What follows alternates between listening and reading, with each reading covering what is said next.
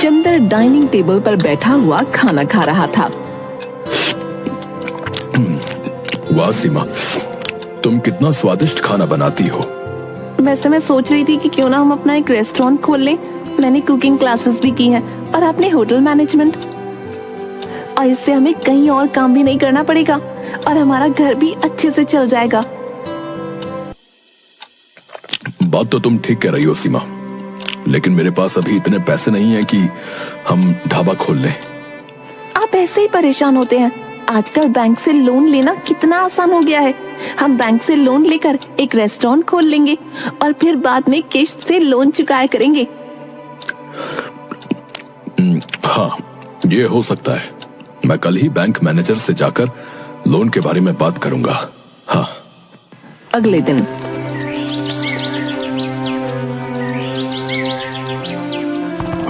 नमस्ते मैनेजर साहब, मुझे एक ढाबा खोलने के लिए बैंक से लोन लेना था।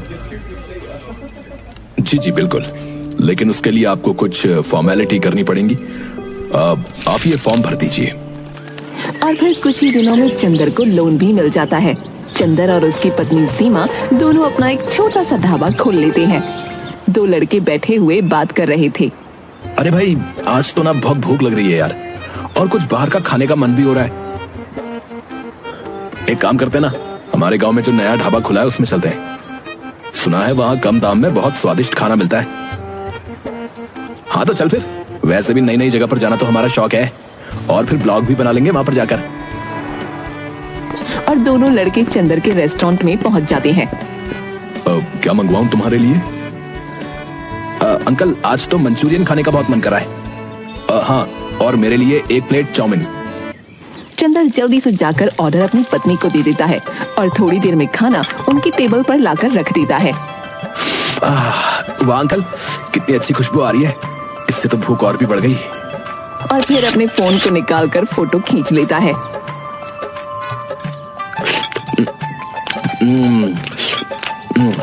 अंकल, आपके रेस्टोरेंट का जितना नाम सुना था ना, ये तो उससे भी ज्यादा अच्छा निकला। अब हम बार बार यहीं पर खाना। हाँ अंकल, सच में इतने कम दाम में तो सिर्फ आप ही के यहाँ पर खाना मिलता है। हाँ। दोनों लड़कों की बात सुनकर चंदर खुश हो जाता है। सीमा, तुम्हारे हाथ का खाना लोगों को बहुत पसंद आ रहा है।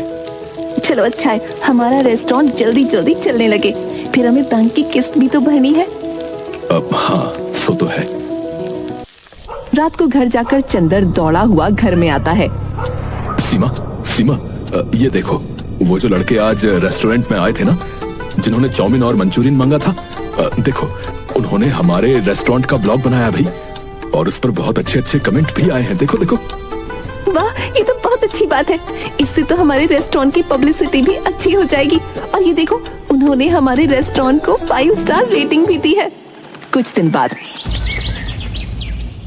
चंदर, हमें बैंक की इस महीने की किस्त देनी थी ना, तुम कल ही जाकर किस्त दे आना। चंदर कुछ कहता उसके पहले ही उसका फोन बजता है। हेलो पिताजी, मैं बबलू बोल रहा हूँ। अरे हाँ हाँ बबलू, बोल, क्या हाल चाल है और कैसी चल रही है तुम्हारी पढ़ाई? पिताजी, पढ़ाई तो अच्छी चल रही है, लेकिन मेरे कॉलेज की फीस की ना इंस्टॉलमेंट भरनी थी। 2 दिन के अंदर मेरे कॉलेज की फीस भरनी थी और बहुत जरूरी है। अगर फीस नहीं भरी तो मेरा पूरा साल बर्बाद हो जाएगा। चंदर कुछ सोचकर हिचकिचाता है। तभी सीमा उसके हाथ पर हाथ रखती है और आंखों से हाँ का इशारा करती है। अब पैसे पहुंचवा दूंगा बेटा मैं।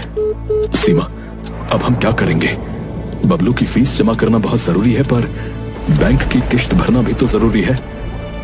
आप परेशान मत होइए, बैंक मैनेजर से बात कर लेना, वो बहुत भले आदमी हैं, वो जरूर आपकी स्थिति को समझेंगे। ठीक है, मैं आज शाम को रेस्टोरेंट से जाकर शशिकांत भाई साहब से बात करूंगा। फिर सीमा और चंदर चले जाते हैं। आज रेस्टोरेंट के सामने एक गाड़ी आकर रुकती है।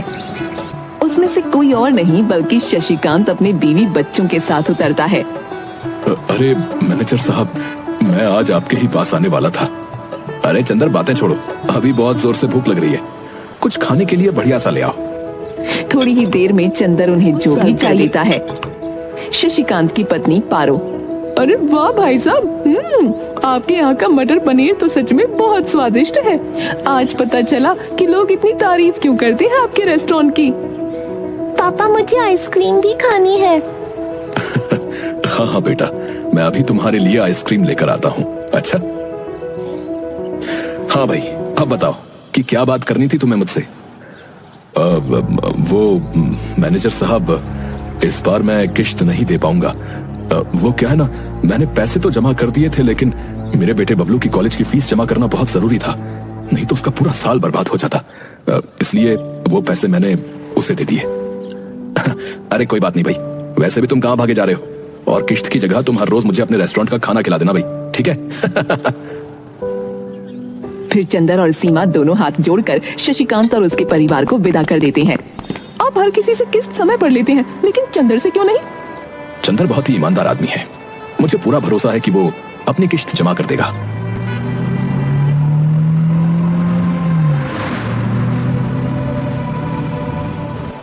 ये रेस्टोरेंट तो चंदर के रेस्टोरेंट से बहुत बड़ा और ज्यादा सुविधाजनक दिख रहा है, लेकिन यहाँ कम भीड़ है और वहाँ ज्यादा। ऐसा क्यों? क्योंकि यहाँ का जो ओनर है वो बहुत ही बदतमीज और लालची किस्म का आदमी है। और वैसे भी होटल बड़ा बनाने से कुछ नहीं होता, उसमें खाना भी स्वादिष्ट होना चाहिए, और चंदर के रेस्टोरेंट में ये सारी बातें हैं। साहब, आपने इतनी मेहनत से इतना अच्छा और बड़ा रेस्टोरेंट खोला, लेकिन आपसे ज्यादा तो उस चंदर का रेस्टोरेंट चल रहा है। हाँ, और सुना है कि उसके रेस्टोरेंट में उसकी बीवी खाना बनाती है भाई। हाँ सरकार, क्यों ना आप भी भाभी जी से ही खाना बनवा लो। अरे उसे सिर्फ खाना खाना आता है, बनाना नहीं। वैसे भी जब आखिरी बार तुम हमारे घर आए थे और मैंने उसे पनीर की सब्जी बनाने के लिए बोला था, तो याद है ना कैसी बनाई थी? हाँ, नहीं, उनसे अच्छा तो हम किसी और से ही बनवा लेंगे। हाँ हाँ, तो अब जल्दी से सोचो कि उस चंदर का ढाबा बंद कैसे करवाएं, क्योंकि अगर उसका रेस्टोरेंट चल गया तो हमारा रेस्टोरेंट बंद होने की कगार पर आ जाएगा, समझे? वैसे एक तरकीब है हमारे पास सरकार।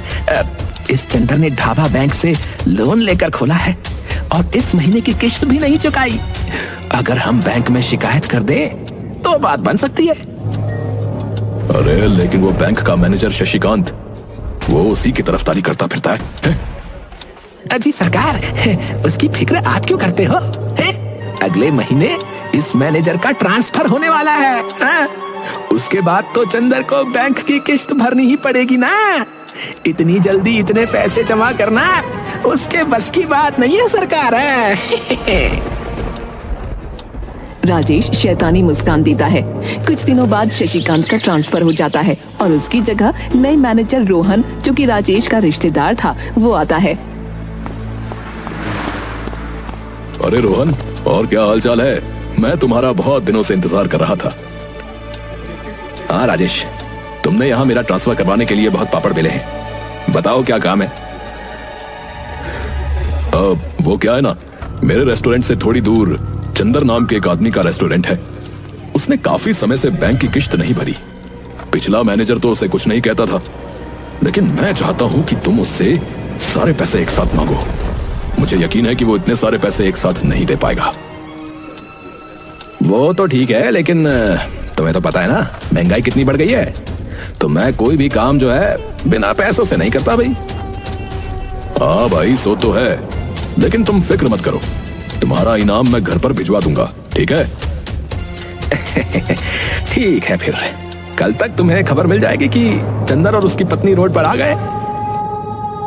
अगले दिन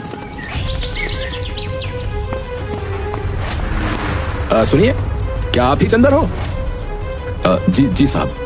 देखिए, मैंने आपकी फाइल अच्छे से देखी तो मुझे पता चला कि आपने काफी टाइम से बैंक का इंस्टॉलमेंट नहीं दिया।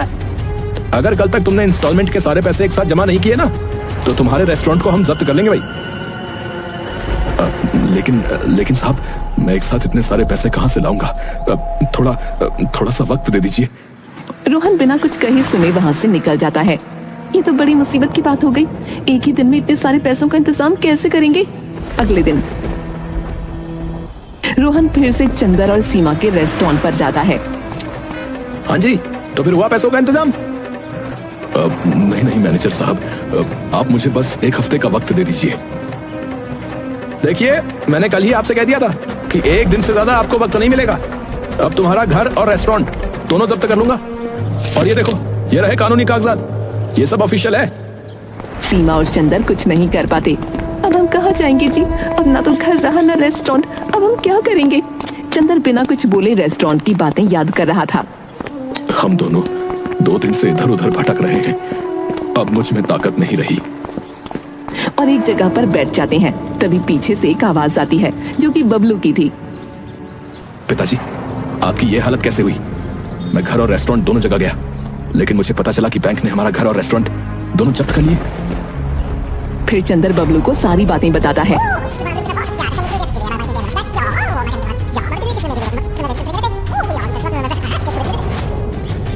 और अब हमारे पास कुछ भी नहीं है बेटा।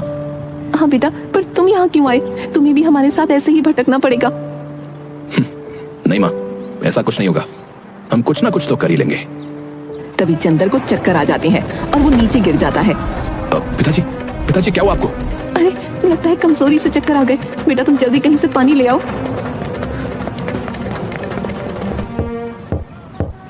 अरे दादा, थोड़ा पानी दे दो, वो मेरे पिताजी बेहोश हो गए।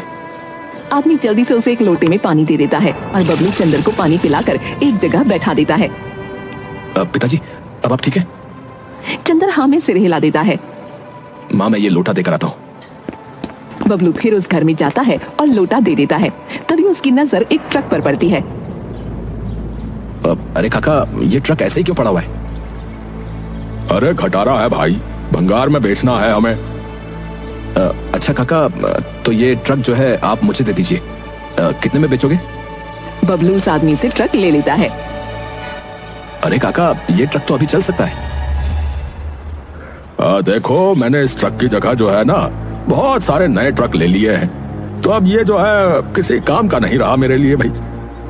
बबलू ट्रक को जैसे तैसे चलाकर चंदर और सीमा के पास ले जाता है। अरे बबलू, इस खटारा ट्रक को तुम यहाँ क्यों ले आए?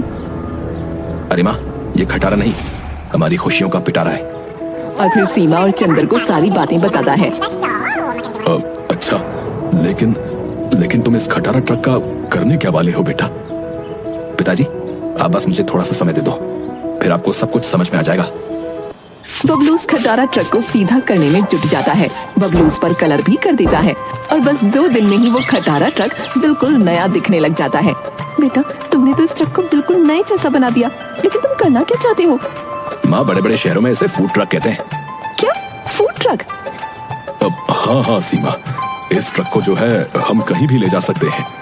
इसे हम हमारा चलता फिरता होटल बना सकते हैं। हाँ माँ, ये हमारा नया रेस्टोरेंट रहेगा और इस रेस्टोरेंट की स्पेशलिटी ये है कि आप इसे कहीं भी लेकर जा सकते हैं। इसका मतलब पहले तो सिर्फ फूड डिलीवरी होती थी, लेकिन अब हम होटल डिलीवरी भी कर सकते हैं। फिर सीमा और चंदर दोनों हंसते हैं। वैसे मुझे लगता है कि हमें इस रेस्टोरेंट की पब्लिसिटी करनी चाहिए। क्यों नहीं? तुम्हें याद है वो दोनों लड़के जिन्होंने हमारे रेस्टोरेंट का ब्लॉग बनाया था? हम भी बिल्कुल उसी तरह हमारे होटल का वीडियो बनाकर सोशल मीडिया पर डाल देंगे। हाँ, क्यों नहीं पिताजी, मैं अभी पूरे होटल का वीडियो बनाता हूँ। कुछ ही समय में बबलू का बनाया हुआ रेस्टोरेंट बहुत फेमस हो गया। कुछ आदमी नुक्कड़ पर बैठे बातें कर रहे थे। अरे भाई, तुमने सुना क्या? अरे पास के गांव में एक होटल है भैया, जो कि जरूरत पड़ने पर खुद चल कर जाता है। बस हमें एक बार जो है उस होटल को ऑर्डर करना पड़ता है, बस हो गया। हाँ भैया, अब बहुत अचंभे की बात है कि अब होटल भी जो है चलने लग गए हैं भैया। अरे पर ऐसा रेस्टोरेंट दिखता कैसा है भाई? मैंने तो अपने जीवन में नहीं देखा। अरे ताऊजी, क्यों फिक्र करते हो? आप कहो तो मैं अभी बुला लेता हूँ उस रेस्टोरेंट को।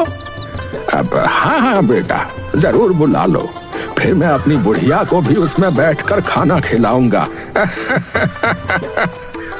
इधर रेस्टोरेंट में सीमा, ये देखो, हमारे होटल को सब लोग कितना पसंद कर रहे हैं और कितने सारे ऑर्डर आ रहे हैं। सीमा भी बहुत खुश हो जाती है। इधर राजेश और सुंदर दोनों गुस्से में थे। अरे सरकार, हमने तो इस चंदर का रेस्टोरेंट बंद करवा दिया था, लेकिन अब ये न जाने कहां से उस घुमक्कड़ रेस्टोरेंट को ले आया। मुझे नहीं पता, लेकिन मुझे कैसे भी उसके रेस्टोरेंट को खत्म करना है। मैं उसके रेस्टोरेंट को बम से उड़ा दूंगा उस कलमुहे चंदर की वजह से मेरा रेस्टोरेंट बंद होने की कगार पर ही है। हाँ हाँ सरकार, सो तो है। मैं बस दिन भर मक्खी ही मारने का काम करता हूँ यहाँ पर तो। अगले दिन अरे सुंदर, उस होटल को काली पहाड़ी के पीछे वाले मैदान में बुला ले। हम वहीं उसे फोड़ देंगे। वहां किसी को भी पता नहीं चलेगा कि वो रेस्टोरेंट कहाँ गायब हो गया। सब कुछ प्लान के मुताबिक ही चल रहा था, लेकिन जैसे ही राजेश और सुंदर दोनों ट्रक के पास जाते हैं, वैसे ही ट्रक में लाल सायरन बजने लगता है। उसे सुनकर चंदर, बबलू और सीमा तीनों हैरान हो जाते हैं। अरे काका, आपके पास बम है? अरे नहीं नहीं, मैं बम का क्या करूंगा भाई? काका झूठ मत बोलिए, ये ट्रक बहुत सारी जगहों पर जाता है, इसलिए मैंने अपने फूड ट्रक में मेटल डिटेक्टर लगा दिया था, जिससे मुझे पता चल जाता है कि किसी के पास बम है या नहीं। अच्छा, तो तुम्ही ने हमारे रेस्टोरेंट और घर को जब्त करवाया होगा और अब इस घुमक्कड़ रेस्टोरेंट को भी उड़ाना चाहते थे। मैं अभी पुलिस को फोन करता हूँ। नहीं नहीं बबलू बेटा, पुलिस को फोन मत लगाओ। लेकिन तुम मेरे छोटे से रेस्टोरेंट को क्यों खत्म करना चाहते हो? वैसे भी तुम्हारा कितना बड़ा रेस्टोरेंट है? तुम्हारा रेस्टोरेंट खुलने के बाद तो मेरा रेस्टोरेंट बंद होने की कगार पर आ गया था, इसीलिए मैंने तुम्हारे साथ ये सब किया था। मैं रोहन को कहकर फिर से तुम्हारा घर और रेस्टोरेंट छुड़वा दूंगा, लेकिन तुम पुलिस को फोन मत लगाओ बेटा। अरे चाचा, वो तो मैं भी करवा सकता हूँ। बबलू पुलिस को फोन लगाकर सारी बातें बता देता है। थोड़ी देर में पुलिस वहां जाकर राजेश और सुंदर को पकड़कर जेल में बंद कर देती है और बबलू अपना पुराना रेस्टोरेंट और घर दोनों छुड़वा लेता है। वाह बेटा, मुझे तुम पर गर्व है। तुमने सच में हमारा नाम रोशन कर दिया। आज तुम्हारी वजह से हमें हमारा पुराना घर और रेस्टोरेंट दोनों मिल गए, और ये घुमक्कड़ रेस्टोरेंट भी। माँ, पिताजी, वैसे मुझे फिर से जाना होगा। मैं थोड़ी ही दिन की छुट्टियों में आया था। बबलू वहां से चला जाता है। चंदर और सीमा कुछ नौकरों को भी रख लेते हैं और फूड ट्रक के साथ साथ पुराने रेस्टोरेंट को भी चलाते हैं।